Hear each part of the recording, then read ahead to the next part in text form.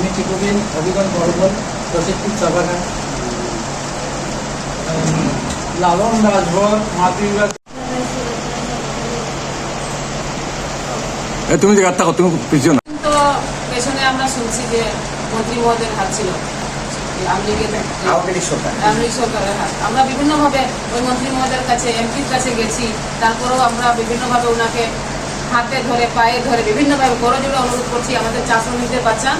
কারণ এই দালাল নেতৃবৃন্দ যেভাবে চা শ্রমিকদের বিভিন্ন সমস্যা প্রতি চা বাগানে দেখেন আজকে শ্রমিকের কোথায় কোথায় কাজ থেকে বরখাস্ত করা হয়, কোথায় কোথায় এদের কিছু উচ্ছেদ করা হয়, তারপরে বিভিন্ন চা বাগান বন্ধ তলব দেওয়া হয় না, রেশন দেওয়া হয় না। এখনো দেখেন আজকে আমরা কুরমা চা বাগান করেছি, আপনার ওই 2 ঘন্টা কর্মবিরতি হয়েছে বিভিন্ন চা বাগানে। তারপরে আপনার ফুলতলা চা বাগান আজকে 10 সপ্তাহ ধরে বন্ধ, রেশন হয় না, তলব হয় না। আরও অনেক বাগান আছে যেগুলো বন্ধের পথে, চা শিল্প ধ্বংসের পথে।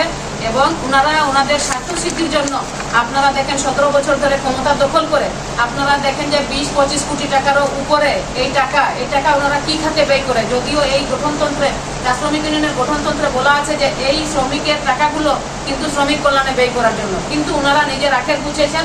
আপনারা তদন্ত করলে দেখতে পারবেন যে ওনাদের বাড়ি গাড়ি, ব্যাংক ব্যালেন্স, জায়গা জমি কিভাবে ওনাদের বৃদ্ধি পেয়েছে। ওনারা চা শ্রমিক ইউনিয়নের নেতারা, ওনারা হলেন রাম ভজন কৈরি, আগে ছিলেন উনি, এখন আপাতত সদ্য অবসর নিয়েছেন আর কি, সদ্য অবসর নিয়েছেন। এরপরে হলো আপনার নিপেন পাল, এরপরে বিজয় হাজরা, পরেশ কালিন্দী, পঙ্কজ কন্দ, আরো 7টি ভ্যালির সাব সভাপতি, মোট 30 জন ওনারা আছেন। এই সম্পদ ওনাদের প্রতিটা শ্রমিক নেতাদের আপনারা খোঁজ নেবেন। আর সাথে প্রত্যেকটা বাগান পঞ্চায়েত যেভাবে প্রতিটা বাগানে দুর্নীতি, মানুষের উপর নির্যাতন, জুলুম, যেভাবে আমলি সরকার দীর্ঘদিন ক্ষমতায় এক আধিপত্য বিস্তার করে যেভাবে দুর্নীতি, দুরাচার, মানুষের উপর জুলুম নির্যাতন করেছিল, সেই রকম প্রতিটা চা বাগানে আপনারা গিয়ে খুঁজ নেন যে চা বাগানের কি অবস্থা। চা বাগানে একটা ওনারা যেভাবে সংবিধান তৈরি করেছেন, সেই সংবিধানে যখন প্রধানমন্ত্রী শেখ হাসিনা যে উনি একটা কুক্ষিগত ক্ষমতার যে সংবিধান তৈরি করেছিলেন, সেই সংবিধানকে উপর ভর দিয়ে ওনারা গঠনতন্ত্র সেই রকমই করে ক্ষমতার থেকে ইলেকশন করবে বলে আজকে 3 বছর পর ইলেকশন হওয়ার কথা, 7 বছর রানিং করছে, কোনো ইলেকশন হয় না এখানে। আর আমরা বারবার বলেছি যে এখানে আপনারা ইন্টেরিয়েন্ট একটা কমিটি দেন, কিন্তু ওনারা কোনো কমিটি দেন না। আমরা বিভিন্নভাবে শ্রম মন্ত্রণালয়ের কাছে গিয়েছি, কিন্তু শ্রম মন্ত্রণালয় দুর্নীতির কারণে শ্রম মন্ত্রণালয় কোটি কোটি টাকা এখানে আত্মসাৎ করছে শ্রমিকের নির্বাচন খেলা নামে। শ্রমিকদের এখানে তো কোনো ট্রেড ইউনিয়নে বাংলাদেশে কিন্তু শ্রমিকের নির্বাচন করায় না আপনার শ্রম ডিপার্টমেন্ট। কিন্তু দেখা যায় যে আমাদের চা শ্রমিক ইউনিয়নের উপরে ওনাদের এত চুপ। ওনারা বিগত আমরা আয় ব্যয়ের হিসাব যখন নির্বাচন করানো 70 লক্ষ টাকা সরকারি কোষাগার থেকে ওনারা এনেছেন, আর আমরা যখন আয় ব্যয়ের হিসাব চাইছি তখন বলছে ওনারা যে আমরা আয় ব্যয়ের হিসাব দিবে না। বারবার কিন্তু আয় ব্যয়ের হিসাব চাইছি, কিন্তু কোনো পাইনি। আমরা সরজমিনে তদন্ত করে দেখেছি যে আপনার 20 থেকে 25 লক্ষ টাকা খরচ হয়েছে, কিন্তু ওনারা 70 লক্ষ টাকা নিয়েছেন, এই দুর্নীতি করেছেন। ওনারা 3 টার্মে নির্বাচন করেছেন, আর সেই নির্বাচন প্রক্রিয়া গোয়া রাখার জন্য এখনো লেবার আপনার ডিডিআর মহোদয়কে যখন প্রশ্ন করা, উনি বলছেন নির্বাচন করাবো। উনি কি বাংলাদেশে যে উনি নির্বাচন করাতে চান? চা শ্রমিকের এই ধ্বংস করার ওনার কে অধিকার দিয়েছে ওনাকে ব্যক্তিগত? উনি এই 6 থেকে 7 বছর এখানে ওনার বদলি হয় না, এখানে উনি আপনার খুঁটি গাড়ে রেখেছেন। এই দুর্নীতি বিভিন্নভাবে মহল থেকে উনি টাকা নিয়ে আত্মসাৎ করে ওনার আখের গুছাচ্ছেন এখানে। চা শ্রমিককে, চা শ্রমিক সহ শিল্পকে ধ্বংসের মুখে ফেলে দিয়েছেন ওই নেতাদের মদত দিয়ে ওনারা। উনি কে এবং নামটা কি? নাহিদুল ইসলাম। নাহিদুল ইসলাম ডিডিএল বিভাগীয় শ্রম দপ্তরের কর্মকর্তা।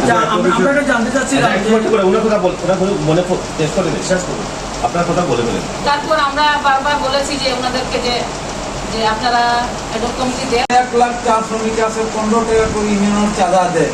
এটা তো 3 বছরের তারা আত্মসাৎ করছে ভালা, কিন্তু তারা আজ থেকে 3-4 বছর ধরে তারা মেয়াদ শেষ হওয়ার পরে তারা বলে আসছে কি 70 লক্ষ টাকা সরকারের চার, 70 লক্ষ টাকা দিলে বাংলাদেশ চা শ্রমিক ইউনিয়নে নির্বাচন করতে খরচ দিতে হইব, এটা শ্রমিকদের দিতে হইব, 70 লাখ টাকা দিতে হইব সরকারের নির্বাচন দায়িত্বে।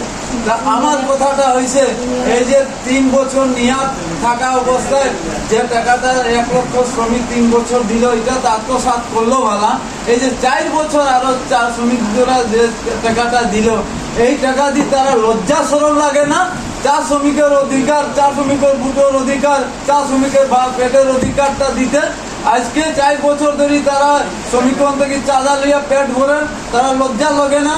নিয়মে আছে স্যার 2 বছর পর পর বাংলাদেশ চা শ্রমিক ইউনিয়নে বিসিএস এর মালিক পক্ষের সাথে চুক্তি হওয়ার কথা, কিন্তু আজ 4 বছর চলার থাকা অবস্থায় 2023 সালে 19 দিন চা শ্রমিক সারা বাংলাদেশে আন্দোলন সংগ্রাম করার বাদে সে বর্তমান সরকার তার বঙ্গভবনে নিয়ে মালিক পক্ষকে বলে 50 টাকা মজুরি বাড়িয়ে দিল। আরো আমাদের 31,000 টাকা অতিরিক্ত পাবো এই যে মজুরি চুক্তি না হওয়াতে। এই টাকাটা আমাদের 31,000 টাকা